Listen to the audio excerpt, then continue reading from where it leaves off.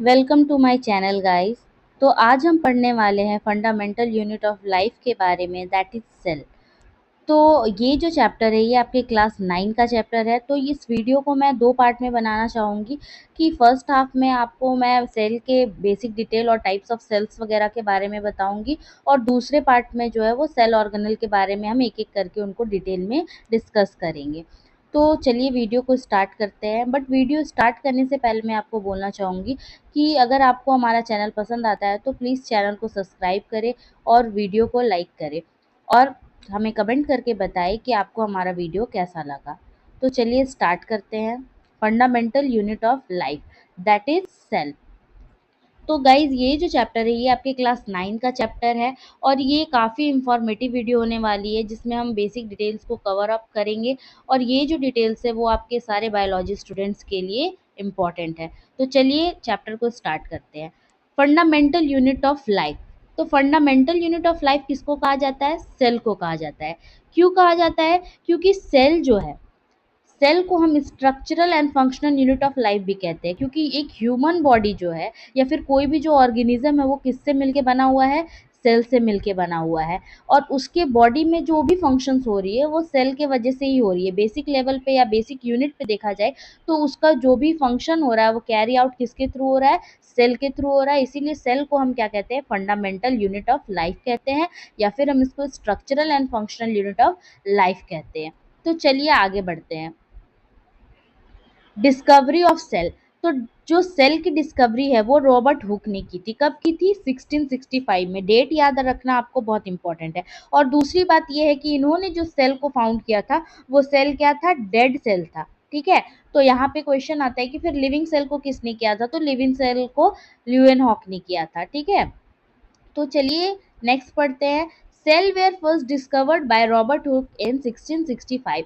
तो सबसे पहले सेल को जो है वो डिस्कवर किसने किया था? रॉबर्ट हुक ने किया था 1665 में। नेक्स्ट क्या है? He observe a thin slice of cork under his design microscope. तो सेल्फ डिजाइन माइक्रोस्कोप था, यानी इनका अपना जो माइक्रोस्कोप था, इन्होंने खुद से माइक्रोस्कोप बनाया और उससे क्या किया? सेल को देखा और सेल की डिस्कवरी की। चलिए नेक्स्ट बढ़ते हैं। The slice of cork resembles the structure of honey com consisting of a small compartment. तो इन्होंने जब माइक्रोस्कोप के अंदर वो ट्री बाग के को जब देखा, उसमें पड़े हुए सेल को जब देखा, और कौन सा ट्री था? ओक ट्री था गाइस, ओक ट्री था। ठीक है। अब जब उन्होंने देखा कि ये जो सेल है ये किस तरह से दिख रही है? हनी कॉम्ब के स्ट्रक्चर के जैसा दिख रही है, रिजेंबल कर रही है हनी कॉम्ब के स्ट्रक्चर के जैसा। कैसे? क्योंकि इन्होंने जब माइक्रोस्कोप में देखा तो उनको कुछ स्ट्रक्चर जो है वो इस तरह से छोटे छोटे कंपार्टमेंट बने हुए सेल्स नजर आए, जो कि बिल्कुल हनी बी के कंपार्टमेंट की तरह दिख रही थी। अभी मैं आपको फिगर दिखाने वाली हूँ, तो पहले आगे हम पढ़ लेते हैं। नेक्स्ट क्या है? This he name the small compartment as cell. तो उन्होंने क्या किया? उस छोटे छोटे कंपार्टमेंट को नाम क्या दिया? सेल्स नाम दिया। ठीक है। और सेल की डिस्कवरी किसने की थी? रॉबर्ट हुक ने की थी। कब की थी? 1665 में। चलिए नेक्स्ट, ये था आपका रॉबर्ट हुक का बनाया गया माइक्रोस्कोप। ठीक है। नेक्स्ट आते हैं रॉबर्ट हुक ऑब्जर्व। देखिए यहाँ पे जो उन्होंने सेल देखा था वो कुछ इस तरह से ही उसमें दिख रहा था, सेल का अरेंजमेंट, जो कि किसका स्ट्रक्चर है? हनी कॉम्ब के स्ट्रक्चर के जैसा दिख रहा था। ठीक है। और आपको ये भी पूछा जाता है एग्जाम में कि वो कहाँ से दिखा? तो ट्री के बाग में दिखा था। ओके। चलिए नेक्स्ट आते हैं ऑर्गेनिजम्स। तो ऑर्गेनिजम्स जो होते हैं वो दो तरह के होते हैं, एक यूनिसेलुलर होते हैं और एक मल्टी सेलुलर होते हैं। यूनिसेलुलर ऑर्गेनिज्म को हम सिंगल सेल्ड ऑर्गेनिजम्स भी कहते हैं, और मल्टी सेलुलर को मैनी सेल या मल्टीपल सेल ऑर्गेनिज्म भी कहा जाता है। ठीक है। तो यूनिसेलुलर क्या है गाइस? तो unicellular those organism which having only single cell, these are called as unicellular organism. ठीक है। यानी ऐसे ऑर्गेनिज्म जिनके पास क्या हो? सिर्फ एक सेल हो। ठीक है। उसी से वो सारा फंक्शन जो है वो कैरी आउट करेगा, तो वो क्या कहलाएगा? यूनिसेलुलर ऑर्गेनिज्म कहलाएगा। इसमें एग्जाम्पल अगर देखा जाए तो अमीबा, पैरामीशियम और क्लेमाइडोमोनस। यहाँ पे जो क्लेमाइडोमोनस है ये एक तरह की क्या है? एल्गी है। ठीक है।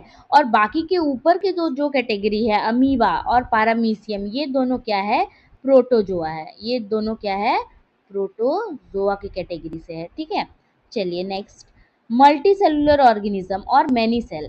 तो इसका मतलब क्या है कि those organism made up of more than one cell are called as multi cellular organisms कहते हैं उनको। जैसे कि ह्यूमन के बॉडी में अगर देखा जाए तो बहुत तरह की सेल पाई जाती है, जैसे न्यूरॉन सेल हो गई, लिवर सेल हो गई, किडनी सेल हो गई, ठीक है। तो ये सारे सेल क्या है, अलग अलग है, और बहुत सारे सेल अलग अलग तरह के बॉडी में पाए जाते हैं, इसीलिए ह्यूमंस क्या कहलाते हैं, मल्टी सेलुलर ऑर्गेनिज्म। एलिफेंट्स हो गया, काव हो गया, ओक हो गया, पाइन हो गया, ये सारे क्या कहलाते हैं, मल्टी सेलुलर ऑर्गेनिजम्स कहलाते हैं। चलिए आगे बढ़ते हैं। यूनिसेलुलर ऑर्गेनिज्म, यहाँ पे मैंने दो पिक्चर्स लगाई हैं, ये यूनिसेलुलर ऑर्गेनिज्म है, ये पारामीशियम है और ये है क्लेमाइडोमोनस। ये एक तरह का अलगी है, क्लेमाइडोमोनस जो है वो एक तरह का अलगी है, वेयर एज पारामीशियम जो है वो एक तरह का प्रोटोजोआ है। इसका जो शेप है वो स्लिपर लाइक शेप भी है, चप्पल की तरह इसकी शेप है, जैसा कि आप देख पा रहे हो। चलिए नेक्स्ट आते हैं, multi cellular organism. Multi cellular organism में आपका आएगा एनिमल्स, जितने भी एनिमल्स है, फंगी, प्लांट्स, ट्रीज, ये सारे किस में आएंगे, मल्टी सेलुलर ऑर्गेनिजम्स में आएंगे।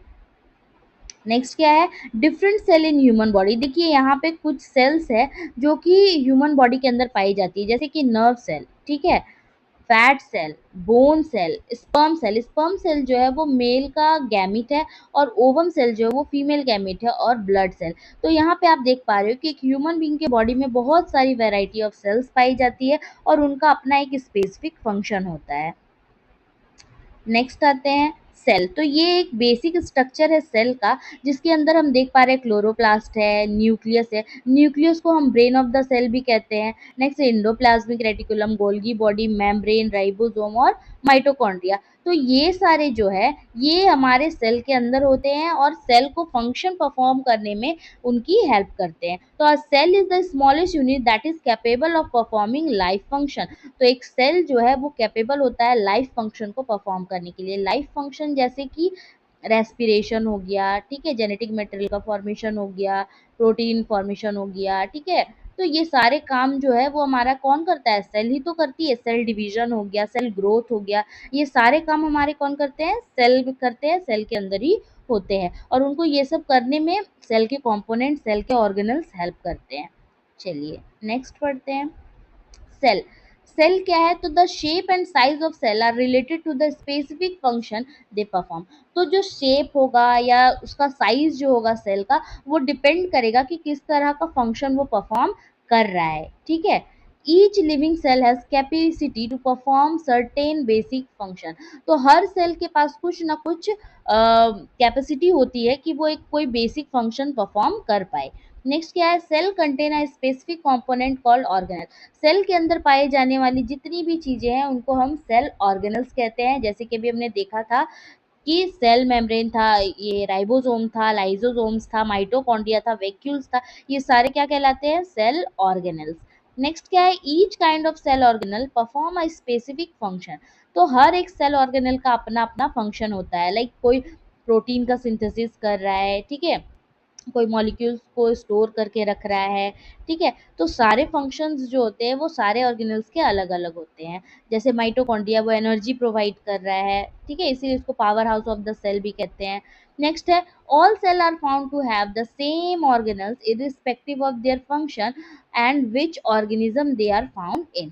तो इसमें क्या होता है कि सारे मोस्टली जितने भी सेल्स है सब में क्या पाया जाता है, सेम ऑर्गेनल्स पाए जाते हैं, और उनका फंक्शन भी क्या होता है, सेम होता है। जैसे कि यहाँ पे दो सेल है, एक है प्लांट सेल, एक है एनिमल सेल। तो इसमें आप यहाँ पे बीच में मेंशन किए गए जो ऑर्गेनल्स है, वो ऑर्गेनल्स जो है वो बेसिक फंक्शन परफॉर्म करते हैं, दोनों ही सेल में सेम फंक्शन होता है उनका, लेकिन क्या है, दोनों के दोनों सेल में ये प्रेजेंट होते हैं। जैसे कि endoplasmic reticulum, mitochondria, Golgi body, nucleus, nucleolus, nuclear membrane, cytoplasm. तो ये सारे जो है ये क्या कहलाते हैं, सेल ऑर्गेनल्स कहलाते हैं, जो कि आप दोनों में देख पा रहे हो, प्लांट सेल में भी है और एनिमल सेल में भी है।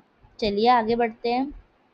सेल मेम्ब्रेन और प्लाज्मा मेम्ब्रेन। देखिए गाइज, इसका नाम आपको याद रखना बहुत इंपॉर्टेंट है। सेल मेम्ब्रेन इसको कहते हैं, या प्लाज्मा मेम्ब्रेन कहते हैं, या सेमी परमिएबल मेम्ब्रेन कहते हैं, या सेलेक्टिवली परमिएबल मेम्ब्रेन कहते हैं। और इसके ऊपर एक मॉडल भी है जिसको हम लोग फ्लूइड मोजाइक मॉडल वो कहते हैं, ठीक है। तो ये जो सेल मेम्ब्रेन है, ये सेल मेम्ब्रेन है क्या, एक सेल का आउटर कवरिंग है, ये एक सेल है, और सेल के बाहर के आउटर कवरिंग को हम क्या कहते हैं, सेल मेम्ब्रेन, जैसे ह्यूमन के आउटर कवरिंग को हम क्या कहते हैं, स्किन कहते हैं, वैसे ही सेल मेम्ब्रेन को हम सेल का आउटर कवरिंग कहते हैं। ठीक है, ये आउटर मोस्ट लेयर है किसका, सेल का, और ये सेल को प्रोटेक्ट करती है। ठीक है, और इसका नेचर जो है वो कैसा होता है, सेमी परमिएबल, या फिर इसको हम कह सकते हैं सेलेक्टिवली परमिएबल भी होता है। मतलब कि ये कुछ सेलेक्टिव मॉलिक्यूल्स को ही सेल के अंदर आने देता है और बाकी को आने नहीं देता, बाकी की एंट्री को बैन करके रखता है। ठीक है, तो चलिए पढ़ते हैं। It is the outer most covering of the cell separates the contents of the cell from the external environment. तो क्या किया जाता है कि सेल के अंदर जो कंपोनेंट है और एनवायरनमेंट जो है, इन दोनों को क्या करता है, सेपरेट करने का काम कौन करता है, cell membrane. Allows the entry and exist of material in and out the cell. तो कौन से मटेरियल को अंदर आना है, कौन से मटेरियल को बाहर जाना है, ये सारा कुछ कौन देखता है, सेल मेम्ब्रेन ही देखता है। नेक्स्ट क्या है, it also prevent the movement of some other materials and therefore it is also called selectively permeable membrane. Means क्या है कि ये सारे चीजों को आने अंदर नहीं देता है। ठीक है, ये कुछ सेलेक्टिव चीजों को ही अंदर आने देता है। जैसे कि अगर कोई घर है और घर के बाहर में एक गार्ड है, तो ये गार्ड किसको देगा, सिर्फ नोन लोगों को घर के अंदर जाने देगा, अननोन लोगों को अंदर जाने नहीं देगा। वैसे ही जो हमारा सेल मेम्ब्रेन भी है, जिस चीज को सेल की जरूरत है उसी चीज को अंदर आने देगा, बाकी चीजों को अंदर आने नहीं देता है। नेक्स्ट क्या है, the plasma membrane is flexible and is made up of organic molecules like protein and lipids. तो ये जो होता है ये पूरी तरह से फ्लेक्सिबल होता है और किस चीज से मिलकर बना होता है, प्रोटीन और लिपिड्स। इसके अलावा इसमें कुछ अमाउंट ऑफ कार्बोहाइड्रेट्स भी रहते हैं, लेकिन कम अमाउंट में। चलिए आगे बढ़ते हैं। ये जो स्ट्रक्चर है ये आपका माइक्रोस्कोपिक स्ट्रक्चर है किसका, सेल मेम्ब्रेन का। तो इस तरह से उसका कुछ लिपिड्स और प्रोटीन का अरेंजमेंट होता है। ठीक है, ये जो आपको बाहर बाहर से दिख रही है ये आपकी क्या है, लिपिड्स है, और इसके अंदर में कुछ मॉलिक्यूल्स होते हैं, वो होते हैं आपके प्रोटीन्स। दो तरह के प्रोटीन्स होते हैं इसके अंदर, एक पेरिफेरल, ठीक है, और एक इंटरनल। चलिए नेक्स्ट है movement of material through cell membrane. ये जो टॉपिक है ये आपका काफी इंपॉर्टेंट है स्टूडेंट्स। ये जो movements of material through the cell membrane, तो देखिए दो तरह से इसके अंदर मूवमेंट होता है, दो प्रोसेसेस है, एक है डिफ्यूजन, एक है ऑस्मोसिस। तो डिफ्यूजन जो है वो गैसियस एक्सचेंज के लिए होता है और ऑस्मोसिस जो है वो लिक्विड एक्सचेंज के लिए। ठीक है, यानी जब गैस को एक्सचेंज करना हो सेल के अंदर तो डिफ्यूजन काम करेगा, जब लिक्विड को करना हो तो ऑस्मोसिस, और दोनों ही परफॉर्म करती हैं किसमें, सेल में। तो चलिए देखते हैं डिफ्यूजन क्या है। तो gaseous exchange takes place from a region of higher concentration to a region of lower concentration. तो यहाँ पे आप देख रहे हो डिफ्यूजन क्या है कि जब गैस का मॉलिक्यूल या गैसियस एक्सचेंज जो है वो हायर कंसंट्रेशन से लोअर कंसंट्रेशन की ओर हो, तो इसको हम क्या कहते हैं, डिफ्यूजन कहते हैं। जैसा कि आप फिगर में देख पा रहे होगे कि एक तरफ जो है मॉलिक्यूल्स काफी सारे हैं और एक तरफ क्या है, काफी कम है। तो मॉलिक्यूल क्या कर रही है, अपने आप को शिफ्ट कर रही है किधर, लोअर साइड की ओर, लोअर कंसंट्रेशन की ओर। जैसे कि आप अगर भीड़ में खड़े रहते हो तो आपको भी भीड़ से अलग खड़े रहने का मन करता है, ठीक है, अपने आप को स्टेबल करने के लिए। वैसे ही मॉलिक्यूल्स भी जो है वो हायर कंसंट्रेशन से लोअर कंसंट्रेशन की ओर जाते हैं अपने आप को बैलेंस करने के लिए। नेक्स्ट है ऑस्मोसिस। ऑस्मोसिस क्या होता है, the movement of water from the region of higher concentration through a semi permeable membrane through the region of lower concentration. तो यहाँ पे क्या होता है कि देख पा रहे हो कि आप यहाँ पे वाटर के बहुत सारे छोटे छोटे मॉलिक्यूल्स है, और ये मॉलिक्यूल्स क्या है, इधर हायर कंसंट्रेशन में और इधर लोअर कंसंट्रेशन में है। तो इसका जो काम है ये क्या है कि वाटर जो है ये हायर कंसंट्रेशन से किधर जाएगा, लोअर कंसंट्रेशन की तरफ जाएगा, लेकिन बाया सेमी परमिएबल मेम्ब्रेन। यहाँ पे एक मेम्ब्रेन यूज होता है, यहाँ पे आपका मेम्ब्रेन नहीं होता है। ठीक है, चलिए तो यहाँ पे सेमी परमिएबल मेम्ब्रेन के थ्रू जो वाटर है वो हायर कंसंट्रेशन से कहाँ आ रहा है, लोअर कंसंट्रेशन में, और इसी प्रोसेस को हम कहते हैं ऑस्मोसिस। और ये सिर्फ किस में होता है, वाटर में होता है, और ये जो होता है वो गैसेस में होता है। चलिए नेक्स्ट है difference between osmosis and diffusion. तो ये देखिए it occurs only in a liquid medium. तो ऑस्मोसिस जो वो हमेशा किस में होता है, लिक्विड मीडियम में होता है, और इसको क्या चाहिए होता है, ये प्रोसेस करने के लिए सेमी परमिएबल मेम्ब्रेन चाहिए होता है, या सेल मेम्ब्रेन बोल सकते हैं या प्लाज्मा मेम्ब्रेन बोल सकते हैं। डिफ्यूजन क्या है, ये जो है ये कहाँ पे होता है, किसी भी मीडियम में हो सकता है, ठीक है, और इसको कोई भी मेम्ब्रेन का रिक्वायरमेंट नहीं है। ये सेमी परमिएबल मेम्ब्रेन इसको नहीं चाहिए होता है और इसको चाहिए होता है मूवमेंट के लिए। नेक्स्ट ये देखिए, 3 टाइप्स ऑफ सॉल्यूशन आपको पढ़ना है, तो यहाँ पे 3 तरह के सॉल्यूशन हैं, ठीक है? जब हमारा एक्सचेंज चलता है सेल के अंदर, तो एक है हाइपरटोनिक सॉल्यूशन, आइसोटोनिक सॉल्यूशन और हाइपोटोनिक सॉल्यूशन। तो चलिए इसको हम देख लेते हैं बारी-बारी करके कि कौन-सा क्या है। तो जो हाइपरटोनिक सॉल्यूशन है, इसमें क्या होता है गाइस कि जो एक्स्ट्रा वाटर होता है, एक सेल है, सेल के अंदर बहुत ज़्यादा पानी है, तो वो पानी क्या होगा जब बाहर निकल जाएगा, तो इसको कहते हैं हम हाइपरटोनिक सॉल्यूशन। और इसके वजह से सेल जो है वो कैसा हो जाता है, प्लाज्मोलाइज्ड हो जाता है। नेक्स्ट है आइसोटोनिक सॉल्यूशन। आइसोटोनिक सॉल्यूशन में क्या होता है कि जो बाहर H2O का कंसंट्रेशन है और सेल के अंदर जो H2O का कंसंट्रेशन है, वो क्या होता है, इक्विलिब्रियम में होता है, मेंटेन होता है, और इसकी वजह से सेल कैसा हो जाता है, फ्लैसिड हो जाता है। और हाइपरटोनिक में क्या होता था, सेल के अंदर तो बहुत ज़्यादा इसका कंसंट्रेशन है और सेल के बाहर क्या है, वाटर का कंसंट्रेशन कम, इसीलिए जो ज़्यादा कंसंट्रेशन है वो बाहर की तरफ चला जाता है, जैसे कि हमने ऑस्मोसिस में पढ़ा था। आइसोटोनिक में तो आपको पता है कि बाहर का H2O का कंसंट्रेशन और सेल के अंदर का H2O का कंसंट्रेशन क्या होगा, इक्विलिब्रियम में होगा, तो उसको हम आइसोटोनिक सॉल्यूशन कहेंगे और उसमें जो सेल होता है वो फ्लैशिड बन जाता है। नेक्स्ट है हाइपोटोनिक सॉल्यूशन। हाइपोटोनिक सॉल्यूशन में क्या होता है कि सेल के अंदर जो है H2O कम हो जाता है और सेल के बाहर ज़्यादा, तो H2O बाहर से क्या होता है, अंदर की तरफ आता है, मीन्स हायर कंसंट्रेशन से लोअर कंसंट्रेशन की तरफ आता है और सेल कैसा बन जाता है, टर्जिड बन जाता है, ठीक है? होप तो आपको समझ में आया होगा। आगे बढ़ते हैं। Isotonic solution. So when the medium surrounding cell has the same concentration of water and that is in the cell is said to be isotonic solution. तो isotonic solution किसको कहेंगे कि जब सेल के बाहर का कंसंट्रेशन और सेल के अंदर का कंसंट्रेशन क्या हो, सेम हो, इक्विलिब्रियम में हो और बैलेंस्ड हो, ठीक है? और इसमें क्या हो जाता है कि सेल का जो साइज है वो चेंज नहीं होता, सेल जो है वो हमेशा सेम साइज का होता है, ठीक है? चलिए नेक्स्ट आगे बढ़ते हैं। Hypotonic solution. हाइपोटोनिक सॉल्यूशन में क्या होता है कि जो सेल के अंदर का H2O का कंसंट्रेशन है वो कम होता है और H2O बाहर का जो होता है वो ज़्यादा होता है, तो बाहर से क्या होगा, H2O के मॉलिक्यूल अंदर आएंगे, मीन्स हायर कंसंट्रेशन से लोअर कंसंट्रेशन की तरफ आएंगे और सेल कैसा हो जाएगा, टर्जिड बन जाएगा। टर्जिड मतलब थोड़ा सा सेल का शेप जो है वो थोड़ा स्वेल अप हो जाएगा, फूल जाएगा, ठीक है? यानी सेल जो अपने एक्चुअल साइज से थोड़ा सा बड़ा हो जाएगा, क्योंकि एक्स्ट्रा वाटर जो है वो अंदर आ रहा है। Next hypertonic solution. Hypertonic solution क्या होता है कि जब सेल के अंदर जो वाटर का कंसंट्रेशन वो काफ़ी हाई हो और सेल के बाहर क्या हो, लो हो, तो जो एक्स्ट्रा वाटर है वो हायर कंसंट्रेशन से लोअर कंसंट्रेशन की ओर जाएगा और इसी को हम कहते हैं हाइपरटोनिक सॉल्यूशन। और इसमें सेल का जो कंडीशन है वो श्रिंक हो जाएगा, यानी जब एक्स्ट्रा वाटर एक सेल से बाहर निकलेगा तो सेल कैसा हो जाएगा, श्रिंक हो जाएगा और उस सेल को हम कहते हैं प्लाज्मोलाइज्ड सेल। नेक्स्ट आते हैं प्लाज्मोलिसिस। ये देखिए प्लांट में एग्जांपल है कि प्लाज्मोलिसिस हो कैसे रहा है। तो plasmolysis is the phenomenon by which plant cell shrink away from the cell wall and it loses water by osmosis.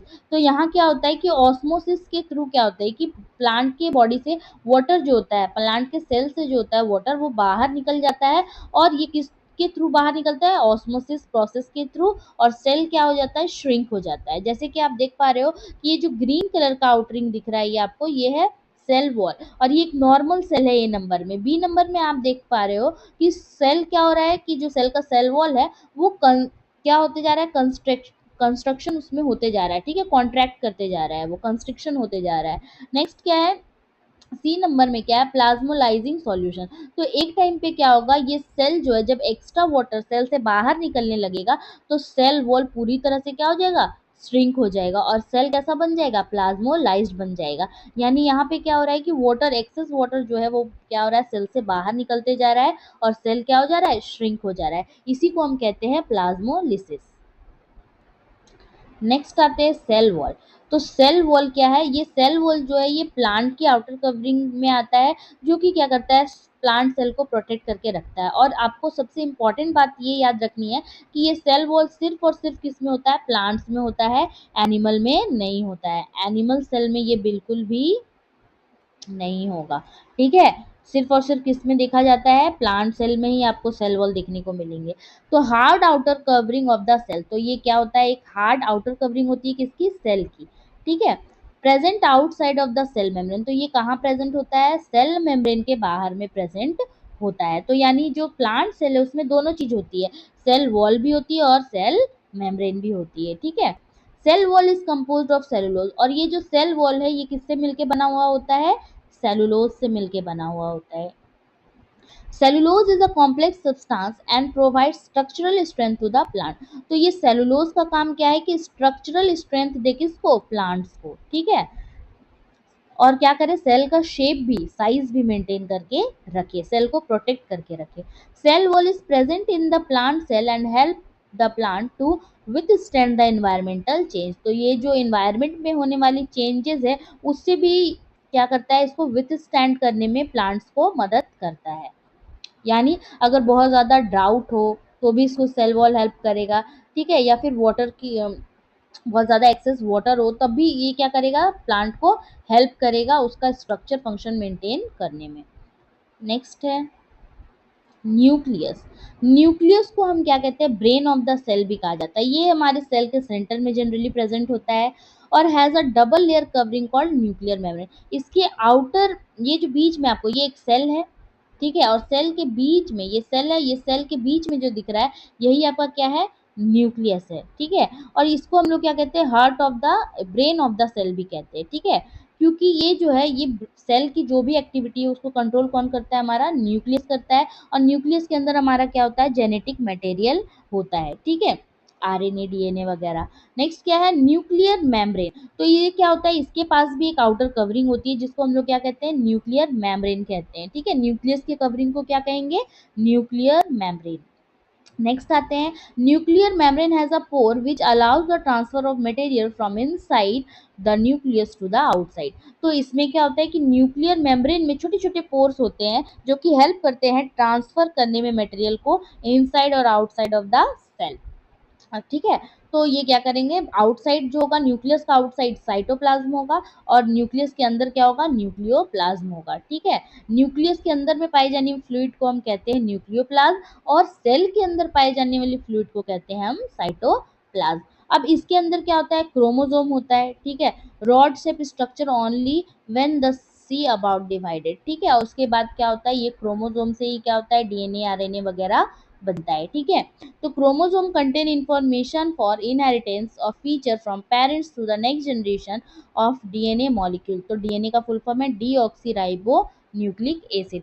तो ये क्या करता है कि जो जेनेटिक मटेरियल होता है उसको कंटेन करता है कौन, न्यूक्लियस। और इसको एक जनरेशन से दूसरे जनरेशन में ले जाने में भी हेल्प करता है कौन, न्यूक्लियस हेल्प करता है, ठीक है। तो न्यूक्लियस का बहुत इंपॉर्टेंट रोल है एक सेल के अंदर। चलिए आगे बढ़ते हैं। साइटोप्लाज्म, साइटोप्लाज्म क्या होता है, सेल के अंदर पाए जाने वाली जो फ्लूइड होती है उसी को हम साइटोप्लाज्म कहते हैं। जैसे कि आप देख पा रहे हो कि ये एक सेल है और सेल के अंदर में जो भी फ्लूइड है वो क्या कहलाती है, साइटोप्लाज्म। और इसी साइटोप्लाज्म में क्या होता है, जितने भी सेल ऑर्गेनेल है या सेल के कंपोनेंट है वो क्या होते हैं, तैर रहे होते हैं, ठीक है। तो it is a fluid content inside the plasma membrane. तो ये एक फ्लूइड है जो कि प्लाज्मा मेम्ब्रेन के अंदर पाया जाता है। कंटेन स्पेशलाइज्ड सेल ऑर्गन, और इसी के अंदर क्या होता है, बहुत सारे सेल ऑर्गेनल्स प्रेजेंट होते हैं।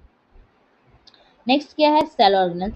तो गाइज यहाँ से मैं वीडियो जो है वो नेक्स्ट वीडियो इसका बनाऊंगी सेल ऑर्गेनल्स के बारे में, जो कि एक डिटेल्ड वीडियो होगी और काफ़ी इंफॉर्मेटिव भी होगी। तो आज का वीडियो यहीं तक, होप सो आपको समझ में आया होगा। तो प्लीज़ हमारे चैनल को सब्सक्राइब करें और वीडियो को लाइक करें। Thank you guys.